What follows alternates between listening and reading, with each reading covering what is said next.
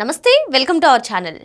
ఆంధ్రప్రదేశ్ మాజీ ముఖ్యమంత్రి Pulivendula MLA YS Jaganmohan Reddy ఇప్పుడు 2:30కి ప్రెస్ మీట్ పెట్టబోతున్నారు. మరి ఇంకో పక్క చూసుకున్నట్లయితే అంబటి రాంబాబు నిన్న విడుదలయ్యి ఆయన ఏ విధంగా వ్యాఖ్యానించారో మనమంతా చూసాం. మరి రాజమండ్రి నుంచి ఆయన భారీ ర్యాలీగా రాబోతున్న నేపథ్యంలో పోలీసులు ఆపడం, మరి అక్కడ ఆయన కాలినడక నుంచి రావడం, మరి మొత్తానికి జగన్మోహన్ రెడ్డి గారు ఏం మాట్లాడతారు, అసలు ఈ అసెంబ్లీ సెషన్స్ గురించి కానివ్వండి, బడ్జెట్ గురించి కానివ్వండి మాట్లాడబోతున్నారా, లేదు అంటే అంబటి, జోగి రమేష్, కాకాని గోవర్ధన్ రెడ్డి వంటి వాళ్ళను కక్షపూరితంగానే కూటమి ప్రభుత్వం అరెస్ట్ చేయబోతుందని మాట్లాడుతున్నారా, లేదు అంటే ఇందాపూర్ డైరీ కానివ్వండి, హెరిటేజ్ డైరీ కానివ్వండి, హెరిటేజ్ డైరీకి ఇది బినామీ అని మాట్లాడబోతున్నారా, అసలు ఏం జరగబోతుంది తెలుసుకునే ప్రయత్నం చేద్దాం. దీన్ని విశ్లేషించడానికి మనతో పాటుగా ఉన్నారు సీనియర్ జర్నలిస్ట్ డివి శ్రీనివాస్ గారు. నమస్తే సార్. నమస్తే. జగన్మోహన్ రెడ్డి ప్రెస్ మీట్ పెడుతున్నారంటే ఆయన ప్రెస్ మీట్లో ఏం మాట్లాడతారో అందరికీ ముందే తెలిసిపోతుందని ప్రజలు అనుకుంటున్నారు సార్. మరి నిన్న అంబటి రాంబాబు విడుదలై ఆయన ఏ విధంగా వ్యాఖ్యానించారో మనం చూస్తూనే ఉన్నాం. మళ్ళీ ఆయన కాలినడకన ర్యాలీ, ఈ అంబటి రాంబాబు అరెస్టుల గురించి, జోగి రమేష్, కాకాని గోవర్ధన్ రెడ్డిని కక్షపూరితంగానే అరెస్ట్ చేశారని దాని గురించి మాట్లాడబోతారంటారా, లేదు అంటే కల్తీ నెయ్యి విషయంలో ఈ ఇందాపూర్ డైరీ వచ్చేసి చంద్రబాబు నాయుడు గారు బినామీ అని మాట్లాడబోతున్నారంటారా, బడ్జెట్ గురించి అంటారా, అసలు జగన్మోహన్ రెడ్డి ప్రెస్ మీట్ని ప్రజలు పట్టించుకుంటున్నారా, జగన్మోహన్ రెడ్డి చేసేటువంటి వ్యాఖ్యలను ప్రజలు నమ్ముతున్నారా అంటే ఏం చెప్తారు సార్? అది ప్రెస్ మీట్ కాదు, అది ఒక కామెడీ షో అయిపోయింది. ఈ మధ్య సజ్జల రామకృష్ణారెడ్డి బ్రహ్మానందం కలిశాడంట. బ్రహ్మానందం చాలా సీరియస్ అయ్యాడంట. ఏంటి అసలు నా కామెడీని మించిపోతుంది మీ కామెడీ అని. అంటే జగన్మోహన్ రెడ్డి ఒక జోకర్ లాగా, ఒక కామెడీ లాగా, ఏంటి ఇప్పుడు స్టాండప్ కామెడీ అంటాం. ఈ మధ్య అది బాగా పాపులర్ అయింది. అసలు ఏది దేశంలోనే కదా, ఇంటర్నేషనల్గా స్టాండప్ కామెడీ, మీ యూత్ అంతా అసలు షోలకు విపరీతంగా వెళ్తున్నారు. ఇప్పుడు ఇది సిడౌన్ కామెడీ. ఏది జగన్ ప్రెస్ మీట్ ఇవాళ ఒక సిడౌన్ కామెడీ లాగా. అంటే మీమ్స్ కింగ్ అంటారు ఎవరిని, బ్రహ్మానందం, లేకపోతే మీమ్స్ గాడ్. అతన్ని మించిన మీమ్స్ బ్రహ్మానందాన్ని మించిపోయాడు జగన్మోహన్ రెడ్డి. ఆ జిఫ్లు చూసే ఉంటారు కదా మీరు, అసలు ఎట్లా తిప్పుతున్నారు ఏంటి, ట్రోల్ మెటీరియల్ అయిపోయాడు. ఒక రకంగా సోషల్ మీడియాకి కంటెంట్ ఇస్తున్నాడు. అంటే ఇది మామూలుగా జగన్మోహన్ రెడ్డి మనం చూసాం గతంలో ఏం మాట్లాడాడు, ఏ అంటే ఏముంది, డేటాకి మైండ్ అప్లై చేస్తే అదే ఏఐ అనేసరికి అది తెగ ట్రోల్ అయిందనమాట. లేకపోతే ఆ నెయ్యి గురించి మాట్లాడుతూ ఏమన్నాడు, ఆవు అండర్ ఫీడింగ్లో మరి పాలు ఇలాగే వస్తాయి, నెయ్యి ఇలాగే ఉంటుందంటే, ఆవు అండర్ ఫీడింగ్ కాదురా నాయన, Subbareddy over feeding. Subbareddy excess feeding వల్ల ఈ నెయ్యి కాదు, అదేంటది రసాయనాల గొయ్యి అన్నమాట. అంటే ఇప్పుడు జగన్మోహన్ రెడ్డి ఇప్పుడు ఈరోజు ప్రెస్ మీట్లో బడ్జెట్ మీద మాట్లాడతాడా, లేదు అంబటి రాంబాబును ఒక పక్క, అనంతబాబును ఇంకో పక్క కూర్చొని పెట్టి మాట్లాడతాడా? ఇప్పుడు అనంతబాబుది ఏదో బయటకు వచ్చింది. అనంతబాబు భార్య అసలు అనంతలక్ష్మి అలియాస్ రోజా, ఇతను A1 ఆమెను A2గా పెట్టి దళిత డ్రైవర్ సుబ్రహ్మణ్యాన్ని చంపి డోర్ డెలివరీ. అసలు మొత్తం సీసీ ఫుటేజీల్లో 14 చోట్ల వీళ్ళు తీశారు, ఆ హాస్పిటల్స్ కానీ మొత్తం అంతా. అంటే ఒక గెస్ట్ హౌస్ దగ్గరికి అతన్ని పిలిపించడం, ఆ చీకట్లో అతన్ని ఏ విధంగా ఆ సెల్లార్లోకి వెళ్ళి ఆమె అపార్ట్మెంట్లో కర్ర అడిగిందంట. వాళ్ళు 4 సార్లు దుస్తులు మార్చుకున్నారంట ఆ రోజు, కరెక్ట్గా అతని బర్త్డే రోజు అనంతబాబు.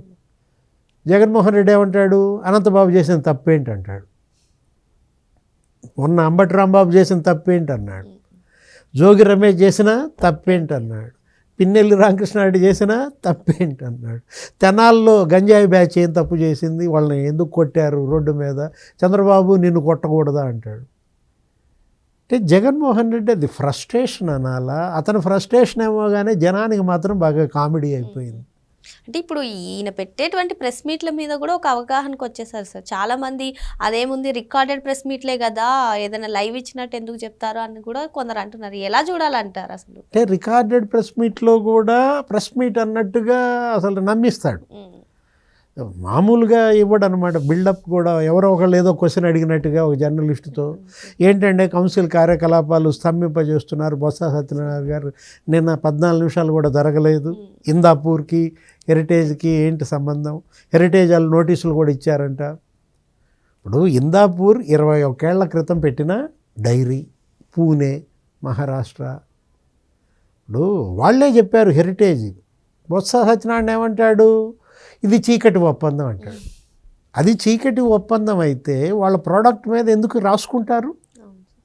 స్పష్టంగా అది చూపిస్తాడు, చీజ్ చూపిస్తాడు, నెయ్యి అంటాడు. దాని మీద ఏమో మార్కెటెడ్ బై హెరిటేజ్ అని ఉంటే అది చీకటి ఒప్పందం అంటాడు. చీకటి ఒప్పందం అయితే అలా ప్రింట్ చేస్తారా?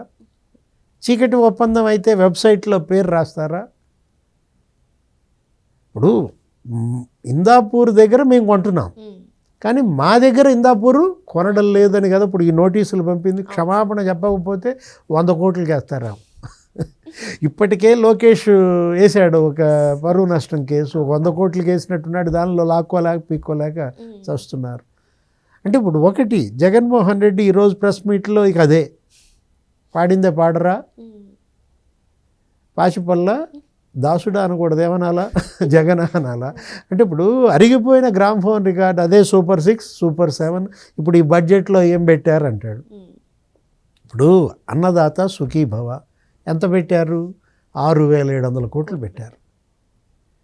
అంటే లాస్ట్ ఇయర్ ఎంత ఇచ్చారు? 7,000 కోట్లు పెట్టారు కాబట్టి అంత పెట్టారు. ఇప్పుడు కూడా ఒక 7,000 కోట్లు. దాన్ని విమర్శించేటప్పుడు నువ్వెంత పెట్టావు? ఇప్పుడు నీ కూడా ఉన్నాయిగా నవరత్నాలు.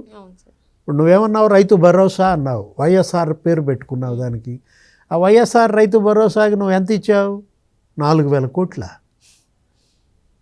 నువ్వు దిగిపోయేటప్పుడు 2023-24 బడ్జెట్ ఎంతో తెలుసా? 4,047 కోట్లు. 4,047 కోట్లు రైతులకు పెట్టినాడు, 6,700 కోట్లు పెట్టినాడు, నేను నిలదీస్తాడు, కాలర్ పుచ్చుకుంటానంటాడు. లేకపోతే తల్లికి వందనం. తల్లికి వందనం వాళ్ళు లాస్ట్ ఇయర్ ఎంత ఇచ్చారు? 10,000 కోట్లు ఇచ్చారు. ఇప్పుడు ఈ బడ్జెట్లో ఎంత పెట్టారు? 9,700 కోట్లు పెట్టారు. మరి నీ అమ్మఒడి నువ్వు ఎంతమందికి ఇచ్చావు? ఎంత ఇచ్చావు? నువ్వు ఇచ్చింది 4,500 కోట్లు, దానికి రెట్టింపు ఇస్తున్నారు, డబల్ 10,000 కోట్లు ఇస్తున్నారు. నువ్వు ఇచ్చింది 40 లక్షల మందికి, వీళ్ళు 65 లక్షల మందికి ఇస్తున్నారు. అంటే నువ్వు ఇచ్చిన వాళ్ళకన్నా 25 లక్షల మందికి ఎక్కువ మందికి లబ్ధి చేకూరిస్తే వాళ్ళని కాలర్ పుచ్చుకుంటా అంటాడు. కానీ వైసీపీ కీలక నేతలు కానివ్వండి, వైసీపీ అధినేత జగన్మోహన్ రెడ్డితో మొదలు పెట్టుకుని చాలామంది అర్హులకి ఇవ్వట్లేదు ఈ తల్లిఒడి కానివ్వండి, అన్నదాత సుఖీభవ అయితే కేంద్రం ఇచ్చేదే కాకుండా 20,000 ఇస్తా అన్నారు. కానీ వీళ్ళు అంత మాయ మాటలు చెప్తున్నారు కానీ ఎక్కడ సంక్షేమ పథకాలు అందట్లేదు అని చెప్తున్నారు. సార్ మీరు చూసుకున్నట్లయితే మీ విశ్లేషణలో ఆ ఫిగర్స్ చాలా వేరియేషన్ కనిపిస్తుంది. ఏది నమ్మాలంటారు? ఇవ్వకపోతే, చెయ్యకపోతే జనం నిలదీస్తారమ్మా. జగన్ కాదు నిలదీయాల్సింది. జగన్ ఎక్కడికి వెళ్ళి నిలదీయాలి? అసెంబ్లీలో నిలదీయాలి. జనం ఎక్కడ నిలదీస్తారు? రోడ్డు మీద నిలదీస్తారు. ఇతను అసెంబ్లీకి పోడు, జనమేమో బ్రహ్మాండంగా సాటిస్ఫాక్షన్. ఇప్పుడు ఇవాళ ఉచిత బస్సు మహిళలకి నువ్వు ఇచ్చావా? వాళ్ళ దగ్గర మరి 2,100 కోట్లు మరి దానికి బడ్జెట్ పెట్టారు. మరి ఇవాళ మరి 2-3 కోట్ల మంది ఆల్రెడీ మహిళలు ప్రయోజనం పొందారు, తిరుగుతున్నారు చక్కగా బస్సుల్లో. ఉచిత గ్యాసు నువ్వు ఇచ్చావా? వాళ్ళు 3 సిలిండర్లు ఇచ్చారు, ఇప్పుడు మళ్ళీ ఈ సంవత్సరం 3 సిలిండర్లు ఇస్తారు. 2,800 కోట్లు ఎంతో బడ్జెట్ పెట్టారు. అంటే ఏ విధంగా నువ్వు వాళ్ళని నిలదీసే నైతికత నీకుంది? నువ్వు చేసింది ఏంటి? ఇది మనం అడిగే ప్రశ్న కాదు. లేకపోతే జగన్ సమాధానం చెప్పడు ఎవరు అడిగినా, కానీ జనంకి చెప్పాలి. అసెంబ్లీకి వెళ్ళడు. అదేమంటే అక్కడ నాకు ఈ 1.5 గంటలు ఇస్తారా, ఈ 2 గంటలు టైం ఇస్తారా? ఇప్పుడు నేను ఇక్కడ ప్రెస్ మీట్లో 2 గంటలు మాట్లాడానంటావు.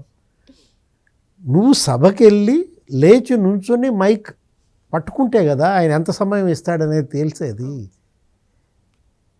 అరే ఇప్పుడు నేను అసలు నుంచుంటే మనిషిని కాదంటావు, నుంచో.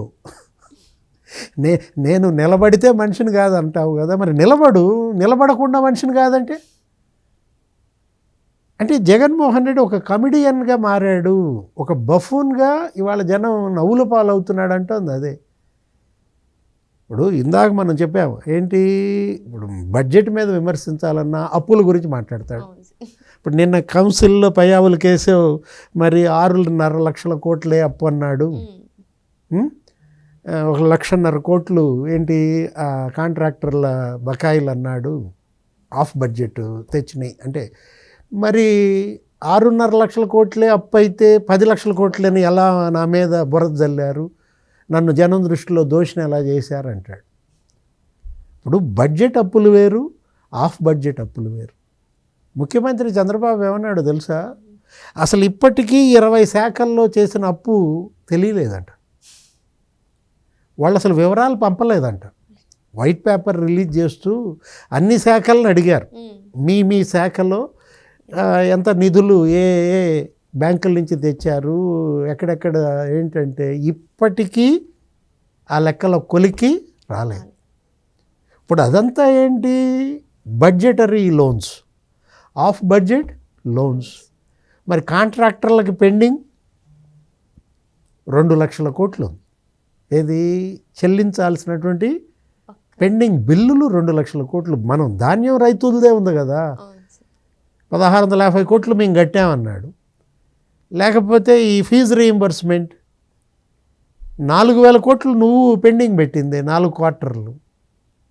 లేదు నాడు నేడు గురించి నిన్న ఎవరో ఒక ఆమె క్వశ్చన్ అడిగింది కౌన్సిల్లో, లోకేష్ ఏమని చెప్పాడు, 500 కోట్లు పెండింగ్ పెట్టాడమ్మా, అది నేను కట్టాను అన్నాడు.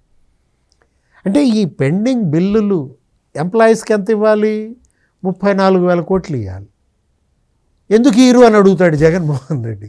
నువ్వు ఇచ్చావా, నువ్వు పెట్టిన పెండింగే కదా. అంటే నేను చండాలం చేస్తా, మీరు బాగు చేయండి, నేను పాడు పెడతా, మీరు శుభ్రం చేయండి, నేను విధ్వంసం చేస్తా, మీరు కట్టుబడి చేయండి. ఇదెక్కడి విడ్డూరం.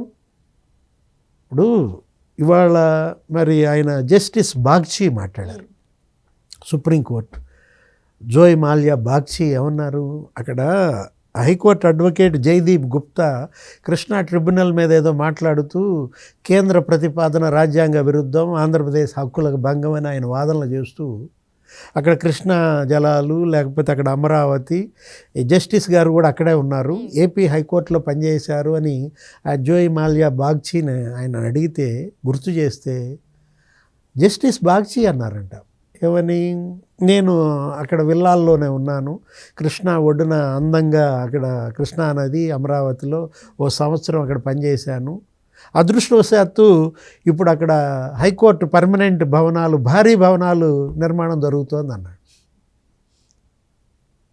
అదృష్టవశాత్తు అంటే జగన్మోహన్ రెడ్డి పోయాడు, ఆంధ్రప్రదేశ్కి అదృష్టం పట్టింది. ఇది ఒక జస్టిస్ బాగ్చి కామెంట్సే కాదమ్మా, మొత్తం జనం కామెంట్. కానీ వదల బొమ్మాలి ఏది జగన్మోహన్ రెడ్డి, నేను ఒక నెలకు ఒక ప్రెస్ మీట్ పెడతా, నెలకు ఒక పరామర్శ, నిన్న కూడా వెళ్ళినట్టున్నాడు పరామర్శ, తలసల రఘురాము ఏదో మరి వాళ్ళ ఫాదర్ చనిపోయినట్టున్నాడు, అక్కడ పరామర్శ అయిపోయింది. మరి వాళ్ళ ప్రెస్ మీట్ అయిపోయింది. ఈ వారం వచ్చానా వెళ్ళానా, ఎన్నాళ్ళు కాలం గడుపుతాడు ఇలా? అంటే కన్ను మూసుకుంటే 2 ఏళ్ళు అయిపోయింది, మళ్ళీ కళ్ళు మూసుకోండి అంటాడు. నేను అన్నా మొన్న కూడా నీతో, ఏంటి కళ్ళు మూసుకునేది, పార్టీ కళ్ళు మూసేటట్టుందిరా. ఆయన ఒక రాజకీయ పార్టీ నడిపే విధానం ఇది కాదు. జగన్మోహన్ రెడ్డి శాసనసభకి వెళ్ళు పిలుస్తున్నాడు అయ్యన్న పాత్రుడు, వెల్కమ్ చెప్తున్నాడు రఘురామకృష్ణరాజు, అక్కడికి వెళ్ళి వెయ్యి వీరంగం. అబ్బే ఇంత టైం నాకు అక్కడ ఇరు, నువ్వు వెళ్ళి మాట్లాడితే ఇంతకన్నా ఎక్కువ టైం ఇస్తారేమో, ఎవరికి తెలుసు. అంటే జగన్మోహన్ రెడ్డి ఇవాళ భయపడుతున్నాడు, జనంలోకి వెళ్ళటానికి భయపడుతున్నాడు, అసెంబ్లీకి వెళ్ళటానికి భయపడుతున్నాడు.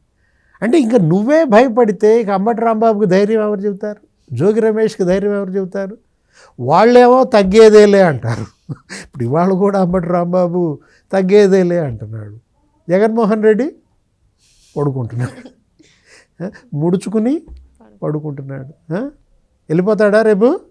రేపే వారం, శుక్రవారం జంప్. మరో అంశంతో మళ్ళీ కలుద్దాం. Thank you sir. నమస్తే.